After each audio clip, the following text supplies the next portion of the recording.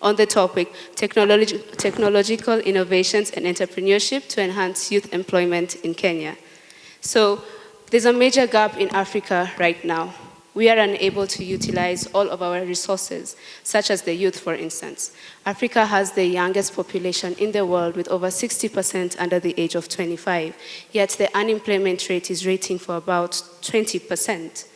So with agriculture being the largest employer and it being the main source of income for Africans, we decided to use this as one of the bridges for the gap. This is why we found hydroponics farming. Why? Because Africa is being affected by climate change. You'd find 45% of the land is being called dry land, and the black cotton soil is unable to absorb water during drought. So hydroponics is farming with water and minerals without soil. We as Laikipia dug even deeper to use this hydroponics method with organical means, which are cheaper compared to the fertilizers that are more expensive. So let me introduce scale production with hydroponics. Thank you. My name is Cynthia. Allow me to continue from where my colleague left. Kale is a green leafy vegetable that's rich in nutrients. Farming girls using this technology not only support people who have been affected by climate change, but also entrepreneurship and various job opportunities can be derived from this technology. Some of the importance of kales are sugar-free, fat-free, cholesterol-free. The source of nutrients that we found is rabbit urine and green manure. Rabbit urine is an excellent organic fertilizer that can be used in growing kales production. The rabbit urine alone contains a high percentage of nitrogen as compared to the urine from the other animals.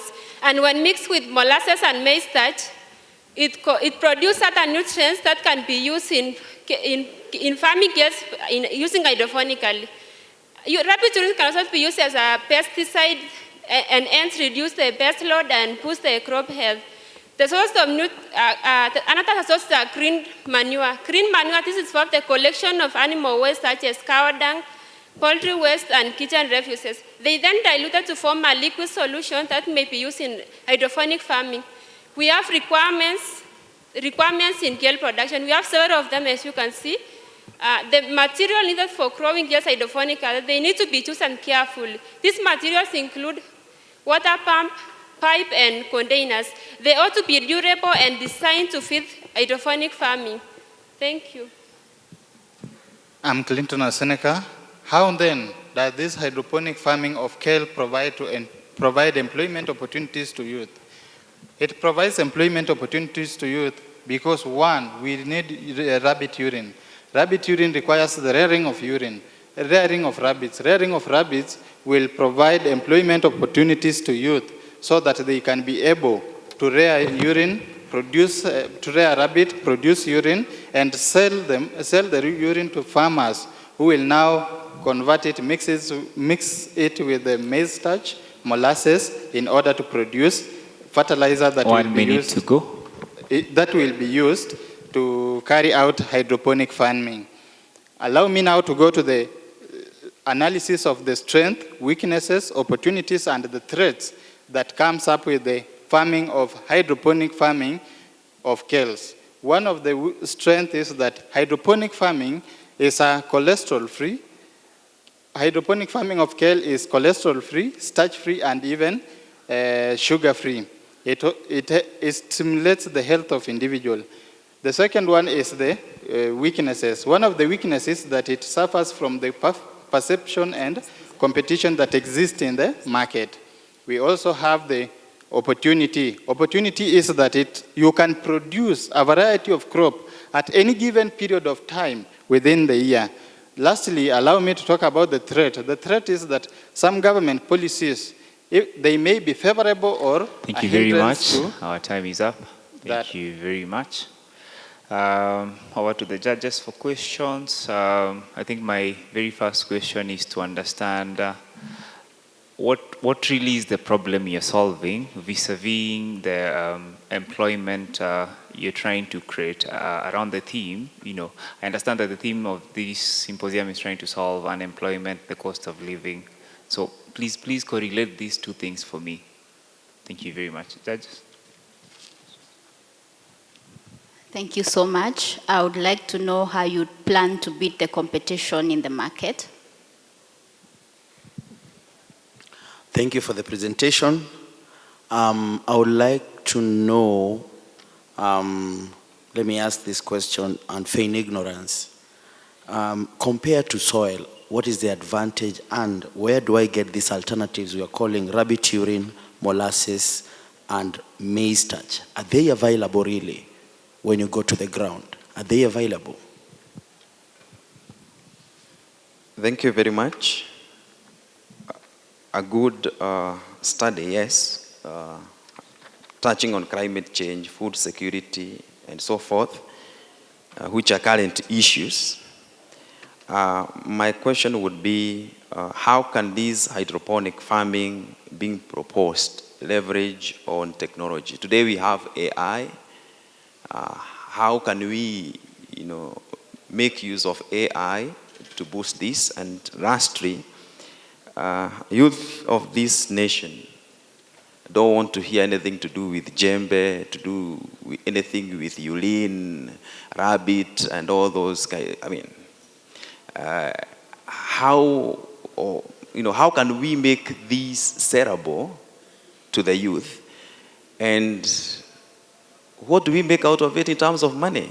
I think entrepreneurship, the reward to entrepreneurship is profit. So what's the profit to this? What are the prospects? Thank you.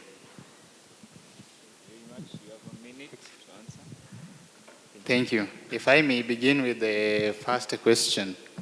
You ask, which problem are we trying to solve?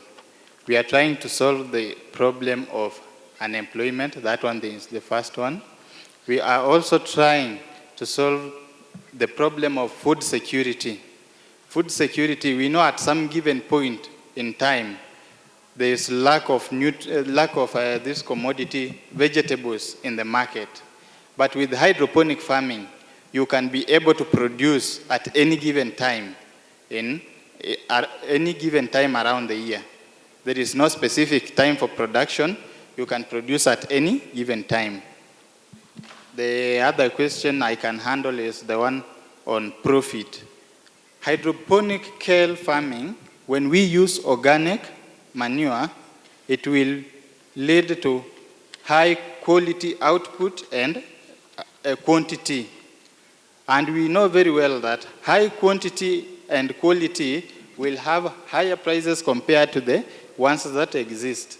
Now, tackling the prevailing market situation, we will be able to now sensitize the general public on the importance and the benefit that hydroponic farming of kale come up with.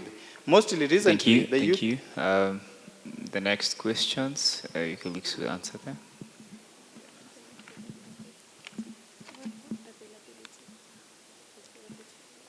Okay, you said our hydroponics may impress you too. As in nowadays, youths, they are not much into farming. So the hydroponics embrace more of technology, and hence, rather than as in composed working in fields, and hydroponic produce high yield. The one you say, we collect the rabbit urine. Rabbit urine has these habits of urinating at a certain point, so you can put maybe a pack or that and you connect. Rabbit art is raised, it's built in a way that is raised. Then you will allocate, then you connect to the pipe, then you collect using a packet. Thank you. I will tackle the question on the benefits compared to soil.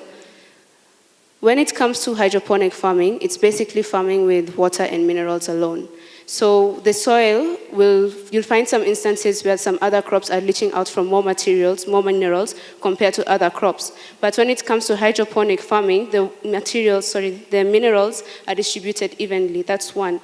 Two, when it comes to hydroponic farming, you'd find an instance where it is faster. You'd find that when it comes to normal soil growing, it takes about 2-3 weeks. But when it comes to hydroponic farming, it takes about 18 to 20 days in the terms of kale. I'm sorry I didn't get the other questions. Were there any more? All right. Okay, the last question I remember on the availability of these products in the market. They exist. Rearing of rabbit is cheaper compared even to rearing of animals like cows and even sheep. You can afford a rabbit at even as cheap as 300 or 500. And the existence of maize starch, many farmers of maize, after yielding the maize, the remains are just decomposed anyhowly. We can collect the remains and then use them together with the molasses and the maize starch. Molasses exists because many cows use molasses. So there is industries that produce molasses. Thank you. Thank you. Thank you. There is the question of the scalability. How are you planning to scale yourself from, let's take it very practically, how many employees do you want to start with? What's your capital to start? You're mentioning of rabbits, you're mentioning of this. What's your business model in 20 seconds? Okay. I'll answer that question with a study that we had done.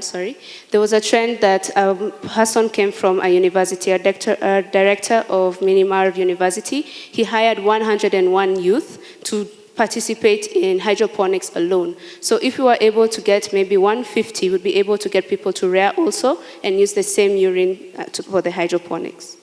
Thank you very much. That is 30 seconds for your last rejoinder.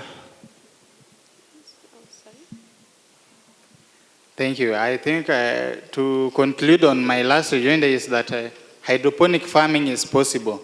It's possible to go organic way because the existing hydroponic farming is based on inorganic farming. But now we emphasize more on organic farming so as to even take care of the health of each and every individual in our society. Thank you. As we know that a health society is a productive society, and a productive society is what every government wishes to have.